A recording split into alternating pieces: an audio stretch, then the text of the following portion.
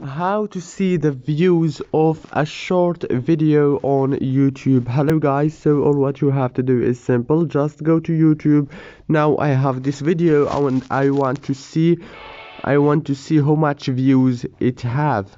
So all what you have to do is simple. Just go down here, click on those three dots as you can see. Now all what you have to do is click on description here, the first option.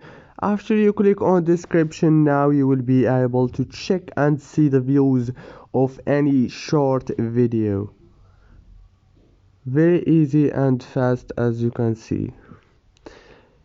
If this video was helpful, please don't forget to like and subscribe, and thank you for watching until the end.